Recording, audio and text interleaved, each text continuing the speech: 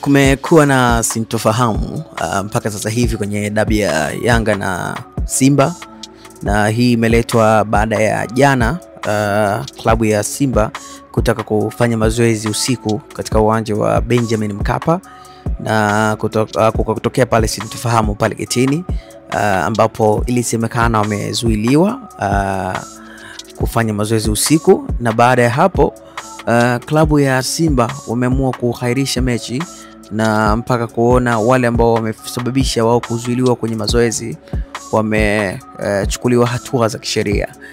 Na ukifuata kile ambacho kinaendelea kwa wale ambao walikuwa jana pale, wanasema kwamba klabu ya Simba ilikuja kweli uwanjani, lakini wachezaji waliruhusiwa kuingia kufanya mazoezi, lakini walitaka kuingia na wazee ambao hawapo katika swala la uchezaji.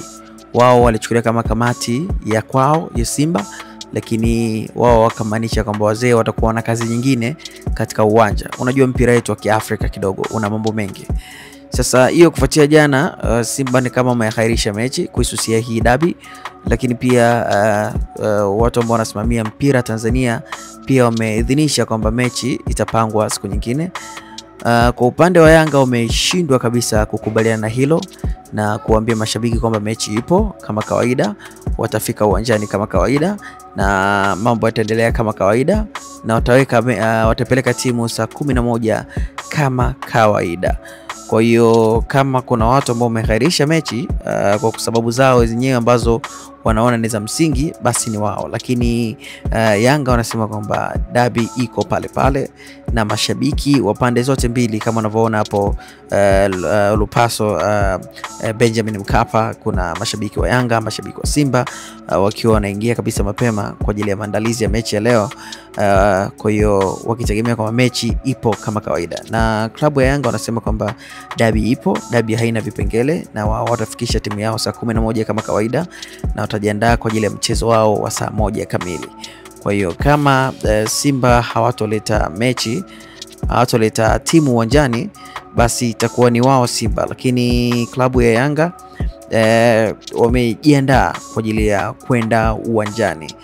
Saa 11 wataleta timu, lakini watafanya warm up. Baada ya hapo watarudi vyumbani kujiandaa kwa ajili ya mchezo, na tutegemee labda ikawe nzuri ama ikawe njema zaidi kama Simba watajaribu kuleta timu yao, pia itakuwa ni jambo zuri, kwa sababu kuna hasara nyingi ambazo zitatokea kama Simba hawatoleta timu.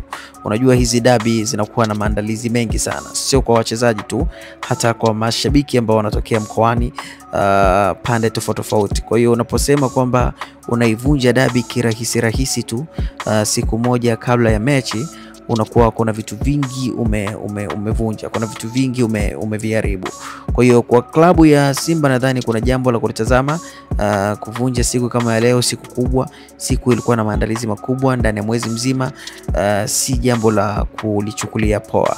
Hicho ndicho ambacho sasa hivi kinaendelea. Klabu ya Yanga wanajiandaa kuipeleka timu uwanjani, lakini klabu ya Simba wametuma mpaka barua ya wazi kabisa kwenye mtandao wa Instagram wakionyesha kwamba hawako tayari mpaka wale ambao walisababisha jana kuzuiliwa getini kutokuingia katika uwanja wachukuliwe hatua za kisheria, ili waone namna gani ambavyo mechi inaweza kupangwa siku nyingine. Naam.